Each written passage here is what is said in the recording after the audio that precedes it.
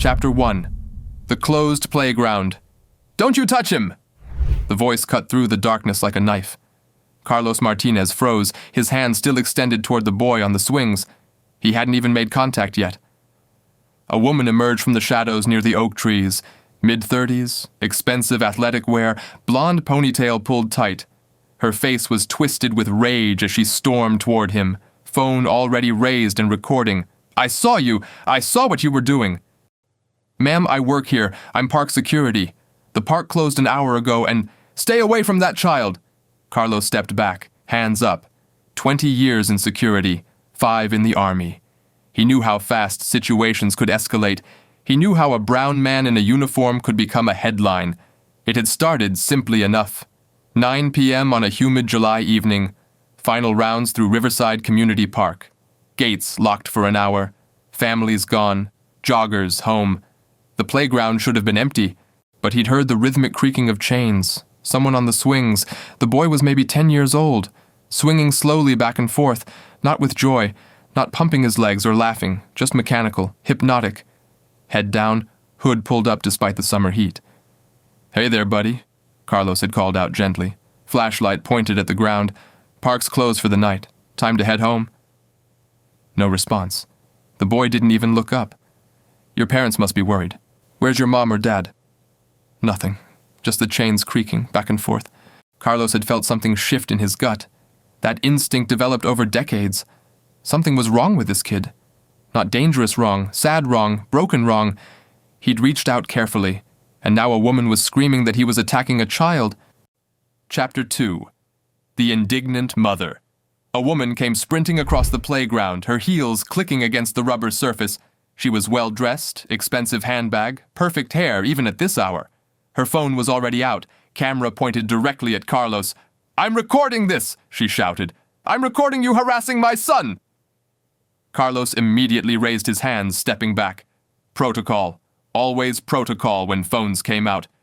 "Ma'am, I'm not harassing anyone. The park is closed. I was just asking your son to—" "He has every right to be here. This is a public park. My taxes pay for this place." Her voice was shrill, escalating. "You're targeting him because you think you can bully children." "Ma'am, I'm simply doing my job. Park hours are 7 a.m. to 8 p.m. It's posted on every entrance. I need both of you to—" "I want your badge number. I want your supervisor. Do you know who my husband is? He's an attorney. We will sue this entire department for harassment and emotional distress." The whole time, the boy, Dylan, Carlos would later learn, just kept swinging. But now Carlos could see his face in the glow of the street lamp. Tears. Silent tears streaming down the child's cheeks. No sound, no sobbing, just tears, falling while his mother raged and the swing creaked and something inside Carlos's chest tightened like a fist. This wasn't right. None of this was right. Chapter 3. Something's Wrong. Carlos had dealt with entitled parents before, plenty of them, but they usually had kids who mirrored their energy, loud, demanding, bratty. Dylan was the opposite. He was silent, shut down. And those tears. "Ma'am," Carlos said, his voice softer now. "I'm not trying to cause trouble. I just want to make sure your son is okay." "Dylan, is it? That's a good name." The woman, Karen, her name would appear on the police report later, froze for a split second. How did he know her son's name? She hadn't said it. Carlos had seen it on the boy's backpack, lying in the mulch beneath the swing. "His name is none of your business," Karen snapped, but there was something new in her voice now. Uncertainty? Fear? "Dylan," Carlos said, crouching down to the boy's level, ignoring Karen entirely. "Buddy, are you okay? Do you feel safe?" That's when Dylan gripped the chains harder. His knuckles went white, his whole body tensed. "We're leaving!" Karen barked, stomping toward the swing. She grabbed Dylan's arm roughly. "Come on, Dylan, now!" "No." It was barely a whisper. So quiet, Carlos almost missed it. "What did you say?" Karen's voice dropped to something dangerous. "Please!" Dylan's voice cracked. "Please! Just 5 more minutes!" It wasn't a demand. It wasn't a tantrum. It was a plea. Desperate. Terrified. Karen yanked harder. Dylan clung to the chains like they were the only thing keeping him from drowning. And that's when Carlos saw it, as the boy's sleeve pulled up, the bruises. purple and yellow, fingerprint-shaped, circling Dylan's thin wrist. Chapter 4. The guard who saw Carlos had been trained for this. The army taught you to read situations, to see what others missed. And 3 years ago, after his daughter's best friend had ended up in foster care, he'd taken every training course the county offered on recognizing signs of abuse. This checked every single box. "Ma'am, I need you to step back from the child," Carlos said, his voice shifting into something else entirely. Command voice, the one that made people obey without thinking. Karen blinked. "Excuse me?" "Step back." Carlos moved between them, not touching either, but positioning his body as a barrier. "Dylan, you don't have to go anywhere you don't feel safe, not right now. You don't have the authority to—" "Dylan," Carlos interrupted, keeping his eyes on the boy. "I need you to answer me honestly. Are you safe at home?" The playground went silent. Even Karen stopped talking. Dylan's lips trembled. His eyes darted to Karen, then back to Carlos. Fear and hope warred across his young face. "Answer him, Dylan," Karen said, her voice suddenly sweet, sickly sweet. "Tell the nice security guard that you're perfectly safe. Tell him how much I love you. Tell him how silly you're being." But Dylan didn't say anything. He just cried harder, silently, his whole body shaking. And Carlos made his decision. "Ma'am, I'm going to need you to wait right there. Don't move, don't touch him, and don't leave this playground." He pulled out his radio. "This is Martinez at Riverside Park. I need a supervisor and police response, possible 11-550. Code for child endangerment. Karen's mask slipped, just for a moment, and what Carlos saw underneath made his blood run cold. Chapter 5. The Truth Revealed. "You're making a huge mistake," Karen hissed, but she didn't sound panicked. She sounded calculating. "It's going to be my word against his. And Dylan has a very active imagination, don't you, sweetie? Always making up stories." "That's not true," Dylan whispered. "What was that?" Carlos crouched beside him again. She's not my mom." Dylan's voice was shaking, but stronger now. "She's my stepdad's wife, my dad's wife. My dad is in Chicago for work." "Your father left you with me because I'm family," Karen interjected, "because he trusts me. She locks me in the basement," Dylan continued, the words tumbling out now like a dam breaking, "for 3 days. She said I was ungrateful and needed to learn respect. She didn't give me food, just water, and it was so dark, and I was so scared, and—" "He's lying!" Karen's voice cracked. "He's a troubled child. Ask his school. He sees a therapist for behavioral issues." "I see a therapist because my real mom died," Dylan said quietly, and the simplicity of it cut through every lie Karen had built. 2 years ago. Cancer. And I miss her. And I just wanted to be somewhere that felt safe. The playground was the only place where—" He couldn't finish. He buried his face in his hands. Carlos felt his jaw tighten. "That's why you didn't want to leave." Dylan nodded. "She brings me here at 6 p.m. and doesn't come back until 9. She says if I tell anyone, she'll tell my dad I'm lying to break up their marriage. She says no one will believe me anyway." Karen laughed. Actually laughed. "And they won't. I'm a respected member of this community. I volunteer at the children's hospital, for God's sake. You're a security guard, and he's a disturbed little boy. Who do you think people will believe?" Carlos looked at her for a long moment. Then he did something that made Karen's smug expression falter. He smiled.